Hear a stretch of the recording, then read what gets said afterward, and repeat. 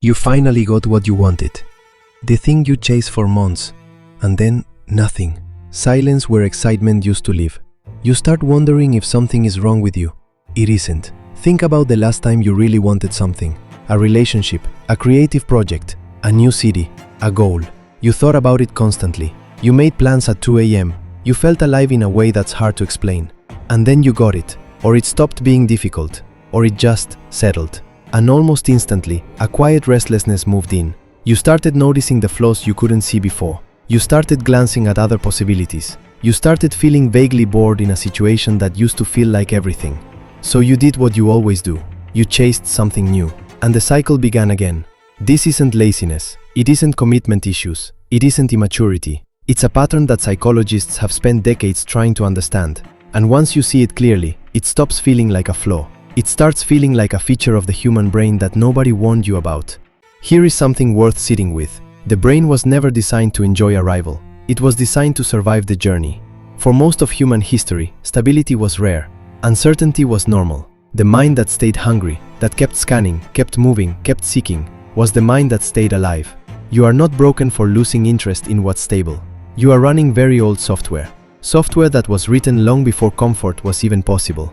The mechanism at the center of all this is dopamine, but not in the way most people think about it. Dopamine is not the molecule of pleasure, it is the molecule of anticipation. Neuroscientist Jack Panksepp called it the seeking system. It is the oldest motivational circuit in the mammalian brain, and its job is not to enjoy the reward. Its job is to want the reward. Think of it like this. Imagine your brain has a fire inside it. Dopamine is the oxygen. When something is uncertain, when the outcome is possible but not guaranteed, the fire burns bright. You feel energized, focused, pulled forward. But the moment the outcome is secured, the oxygen thins. The fire doesn't go out, it just dims. And you start scanning the horizon for something that can breathe life into it again. Psychologists call this hedonic adaptation. The brain normalizes what it has, not because it's ungrateful, because it is extraordinarily good at updating its baseline. What once felt extraordinary becomes ordinary through sheer repetition. This is also why the first bite of something always tastes better than the last. Why a new relationship feels electric and an old one feels quiet. Why the first month in a new apartment feels like freedom and the sixth feels like just where you live. Your brain is not punishing you. It is doing exactly what it evolved to do. It is making room, perpetually, for the next thing to matter. So what do you do with this? You don't fight the brain. You learn to work inside its architecture. Here are 3 principles that change how this pattern moves through your life. Principle 1. Introduce uncertainty into what is stable. The psychologist Ari Kruglansky studied what he called goal pursuit. He found that people feel most engaged not at the beginning or the end of a goal, but in the middle, when success is possible but uncertain.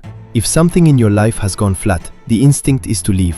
But sometimes what it actually needs is a new layer of unknown. A new challenge inside the relationship. A new constraint in the creative work. A new question to pursue inside the career. Familiarity kills dopamine. Novelty within the familiar restores it. Not every loss of interest means the thing was wrong for you. Sometimes you lose interest because the chapter is genuinely over. You've grown what you could grow. You've received what this thing had to give. And sometimes you lose interest because your brain is simply normalizing something good. Psychologist Carol Dweck's work on growth mindset gives us a useful lens here. Ask yourself, is this restlessness telling me I need something new, or that I need to go deeper? Leaving and deepening feel identical from the inside. Only honesty separates them. This is old advice, but the reason it keeps resurfacing is that it is neurologically accurate. Psychologist Mihaly Csikszentmihalyi studied the conditions under which humans feel most fully alive.